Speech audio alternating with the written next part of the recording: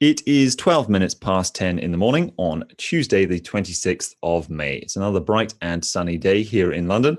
And on today's market broadcast, I've got on Nickolai Hubble once again. And the point of this one is just to dwell on some of the interesting market dynamics we've seen occurring over the last few weeks, and in some of the indicators which may be showing us that the worst is over and good days are here to come. Now, in today's Capital and Conflict, I dwelt on a few of these that I look at, and one of these was the LIBOR OIS spread, not to be confused with Liborio, the Cuban national symbol. But LIBOR OIS indicates just how much the banks in US dollar terms are trusting each other in terms of the amount of interest that they charge each other for 3-month loans.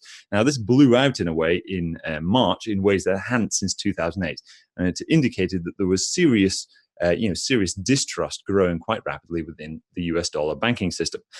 However, this has now, since then, it has almost completely collapsed again. So you had a massive spike, hadn't been seen since 2008, and now it's just taken a huge U-turn, just gone all the way down to the floor. So it indicates that trust is returning to the banking system.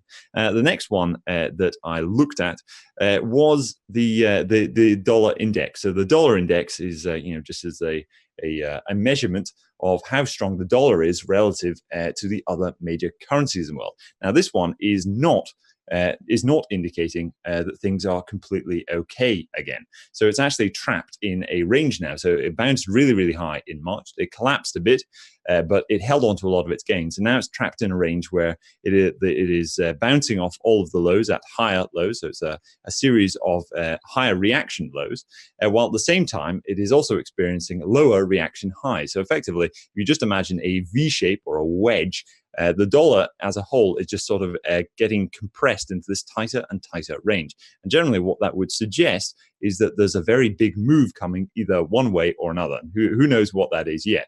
If it breaks down to the low side, that generally be a good thing for the global economy. Whereas if it goes to the higher side, then things are, it's going to be really, really quite painful for a lot of these countries and corporations around the world that borrow dollars but don't have a printing press like the Federal Reserve at home to help them out with it. And then lastly, I took a look at the MOVE index, and the MOVE index is an indicator of bond volatility. Now, the bond market is commonly described as being smarter than the equity market. Bond guys and bond girls are smarter than equity guys and equity girls. And this is something that is referred to because the bond market, the prices of bonds, seem to sense economic instability ahead of stocks. While stocks, bravely plow ahead into recessions and then sort of realize too late, the bond market sort of senses this a lot further on. And this is the case when it came to the Wu-flu crash that we had in March, where bond volatility began moving up a lot faster before the equity market began falling. And since then, bond market volatility has collapsed before the equity market actually bottomed. So the bond market volatility peaked quite a bit before the US equity, the world equity market, for that matter, actually bottomed. So in this case, the bond guys and bond girls seem to be saying that everything is now all right, or at least not everything, but at least the instability, the volatility has left. And so perhaps its happy days are here again. Who knows? Now, Nickolai, what do you make of all of this? I mean, from those three that I have listed, I think two of those are indicators that things are going to be fine. So the bond market volatility and also the bond market volatility is one that is suggesting everything's fine. The dollar would suggest that things are not fine, and we've yet to find out whether or not everything will be all right. And lastly, the LIBOR OIS spread would also be indicating that everything's fine. So it's 2 out of 3, and I'm waiting to see what the dollar does, because that would be an indicator as to what's going to really come next. Now, I don't think we're out of the woods by any measure. I think when it comes to the stock market, we're still in some kind of a bear market rally. That's purely my opinion, of course. But Nickolai, tell me, what do you make of all this? Yeah, if you look back at the 2008 crisis as our sort of comparison point, I think we're at the point where subprime has imploded and Bear Stearns is struggling, and things are about to look like the problem is solved, that nothing worse is going to happen. And sort of coming on the radar now is our Lehman Brothers moment and the real crisis and the real crash to come. And that's just based on how these crises occur. They take time. They take time to play out. the economy is going, to hell in a handbasket, basically. The real impact is yet to be felt. The government has managed to push or kick the can down the road, as they say. But eventually, the consequences of a lockdown and of a pandemic, the new normal, as they say, also will be known. And at that point, I think there will be another financial crisis, and not just an economic one. The measures that you've given, the three, I think the dollar is, well, first of all, the dollar is crucial because it's like the global money. So all assets are in the end priced in US dollars and then converted by the exchange rate to your local currency. So if the US dollar is moving, it's like the price of everything moving. That's why it's so important. And that's the one that isn't yet signaling everything's okay. But at some point, the other two can turn as well, and very quickly, as we saw going into pretty much every crisis. The banking spreads, the LIBOR OIS can surge incredibly quickly as banks simply stop lending to each other. And in the end, what matters is whether the economy can recover or not. And that's the part we don't know yet. Yeah, an increase in the value of the global reserve currency does seem to be, it's a very inflationary dynamic in a way. It sort of taxes all of the global financial system as a whole and the global economy as a whole, because dollars are used to facilitate all of these lines of credit and trade finance as well. I think it was the BIS actually, for that matter, that once said in one of their papers that there can be no winners from a stronger dollar, because it was referring to the fact that because the US relies on so much of the global economy to facilitate its consumption, that a stronger dollar, because that, even though that would be good for the importers in the US, it would do so much damage to the global economy externally that it was ultimately a losing deal for the US. You think there's going to be, because we've written about this a few times actually in the past, do you think there might be some kind of Plaza Accord coming up? Yeah, eventually, I think that's what happens in these situations. You max out on your on I guess the pressure valves in your economy, and then instead of going into a severe financial crisis, what you do is you reset the financial system where you change the rules. So historically speaking, we would revert from fixed exchange rates to floating ones, which also, by the way, implies for the future the euro will break.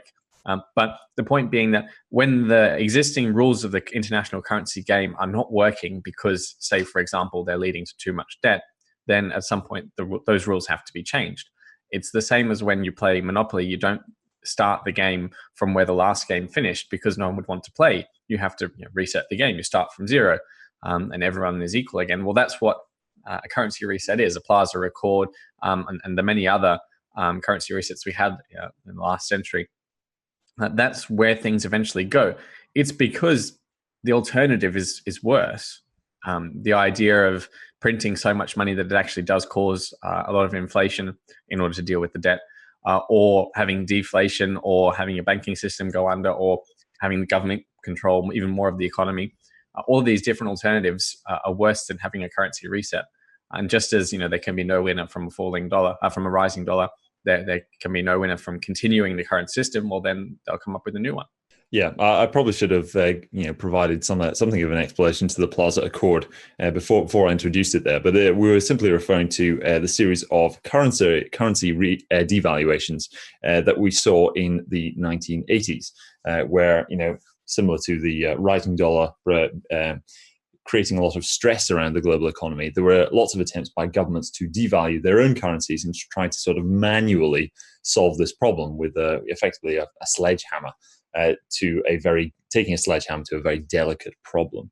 Now, one thing I'd like us to explore a bit in today's broadcast, Nickolai, was the outlook on the UK economy.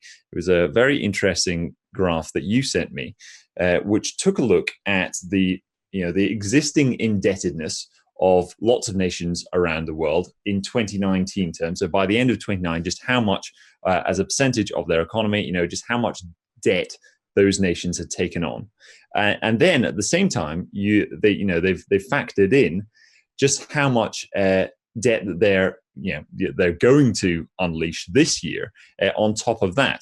And the UK didn't come out very well in that table, did it? That's right. It's a bit of an embarrassment, really. The fiscal basket case of every textbook is Argentina, and the UK is actually worse than Argentina by both measures, by the 2020 deficit and by the government debt to GDP in December of 2019. The euro area is also a surprise. They've combined the euro area's countries into one dot on this chart, and we're worse than the euro area too. The euro area is about as bad as Argentina. Now, it's also worth noting that the US and Japan are worse than the UK, either by the debt to GDP or by the fiscal deficit. So the UK is sort of one of the worst countries. It's sort of the worst in the peloton, in the pack, and that's not really reflected in the way people speak about the UK economy and what people believe the UK's fiscal position is. And I think we've got to start taking that into account in terms of, say, the currency and the bond interest rates, whether this is going to be a problem at some time. If the world decides not to go to the MMT route, the modern monetary theory route, where you print as much money as you need and buy as many bonds as you need in order to keep the government going, if we choose the solution to the 2008 crisis and go to austerity, then we've got a long way to go, and we're going to struggle because we're in one of the worst positions relative to many other countries. Yeah. I mean, we should add the caveat here that they did loop all of the Eurozone countries in together. So, it's they're combining the fiscal, the fiscal prudence of Germany with the fiscal imprudence of Italy together. And, that they cancel each other out a bit. If they'd separated them up a bit, you would have seen, the Southern European countries, I'm sure, at least give us a run for our money in terms of our own fiscal imprudence and our excessive spending. What do you think it is? How do you think we've gotten this far to the point where we're now one of the world leaders when it comes to spending money that we've not got? It's a bit of a shock, actually. I was surprised just how bad things are. But I mean, this morning I've been writing about the UK's comparative performance by a number of different measures. And actually, the UK is performing extremely badly. It's performing extremely badly on coronavirus. The stock market's performing badly relative to other countries, performing extremely badly for the pound. We've had, I think, 4 months down out of the last 5. So everything's going quite badly for the UK lately. And the real issue with all debt to GDP questions is always the direction you're heading in, the direction of your economy. What makes the Italian situation so bad is the fact that they haven't had proper economic growth for an extremely long time. And so that's what is leading to the inevitability of a crisis at some point. The question is whether the UK becomes more like Italy, or whether there's some sort of new phase of economic growth that allows us to get the debt to GDP under control. And the question that follows on from that is, how do they choose to go about doing that? Yeah. And how do you think we will go about doing that? Because it certainly seems like austerity is something that is political suicide right now. And higher taxation seems to be somewhat politically palatable. I mean, do you think we're going to go along the route of continuing public spending and just trying to cap the increases with increases in taxes? It's really hard to predict right now. My knowledge of UK politics going back isn't particularly great, but even I'm confused by what the new administration is trying to do, and the way that they've changed the, position of the Conservative Party. And it's a shame, because the idea of austerity was never really implemented and it was never really tested. So we never really found out whether that was doable or not. Obviously, politicians have to respond to political incentives. So we'll see where those political incentives take them. I don't know what the people of the UK are going to demand from their government. The problem is that if other countries are going to go the MMT route, then it's going to look very bad for any government who doesn't go along with that, at least to some extent, because of the benefits it initially provides. If you can push your deficit and your debt up to an extraordinary level by having the support of the central bank, the initial benefits and the goodness that creates is seemingly wonderful. We're able to put on furlough a huge chunk of the UK population. And it seems like that's free to most people. They don't realize that there's some sort of implicit consequence somewhere at some point. And while it works, people are going to demand it. Yeah, it is. It is quite fitting, sort of, in some form, that in a way we are still some kind of, still some kind of trailblazer for this form of economic policy. When you look at our debt to GDP ratio and the amount of fiscal spending we're going to throw out this year, I mean, I guess you can kind of flip it on its head and say, well, while we're the worst of the bunch, when you look at it in this way, we're closer to MMT than so many other developed nations. The pioneers. Indeed. Stiff upper lip. There's always going to be a bright side to some of these problems, if you could call it a bright side at all. If you do want to really adopt the modern monetary theory sort of agenda, as it were. One last thing I'd like to end on, I think, for that, because you mentioned that the currency had not performed very well over the last few months. The pound has not exactly rallied all that strongly. But as we have written together over, one of our Fleet Street letter issues, was that the pound was one of, if not the last actually freely traded, free market currencies in the world, right? Yeah. So the idea here, and it's a really complicated one to keep in your mind often enough to apply it correctly. But in the one hand, currencies and exchange rates affect the economy, but on the other hand, the economy affects currency exchange rates. And it's incredibly difficult, if not impossible, to untangle which way the causation is running. And that allows economists and people on TV to talk about it in whichever way they want. They can either say the economy is so bad that the pound is going down, or they can say that the pound is going down to try and encourage the economy to grow again. You can have it both ways. But the point is that in the end, the pound can help the UK economy when it is struggling with, say, too much government debt to GDP and too big a fiscal deficit. It allows there to be the pressure valve and the rebalancing. Most other countries of comparable size and economy don't have that that pressure valve. So everyone's inside the Eurozone is stuck on the euro. So the euro reflects the entire euro area's economy, not just individual countries. And then you've got the US dollar as a reserve currency, and Japan's as it's a complicated situation in Japan, but they have a carry trade, which means that during a crisis, the yen tends to rally, making that crisis worse for Japan. So the UK's currency is helping the UK economy at any given moment in time by rising and falling. It also reflects our prospects, but the rebalancing effect of the UK pound, the British pound, rising and falling in order to rebalance our economy is a really good one for the UK in the long term.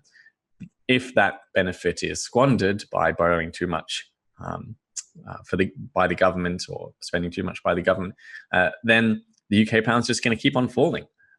If it rebalances our economy in a way that's beneficial over time, and there is some sort of prudent fiscal management, and UK companies likewise are prudent and turn that benefit to good, then over time it should encourage the UK economy and debt to GDP to be more beneficial. Right. You've described it, but in the past, as like a keel on a ship, where there's that automatic rebalancing effect. So as the pound weakening should actually bolster our economy to some degree by allowing by boosting our export sector and some of our services companies, as we are such a service-oriented country which does so much global trade. It should be a relatively good thing, while obviously still very hard for our importers in this country.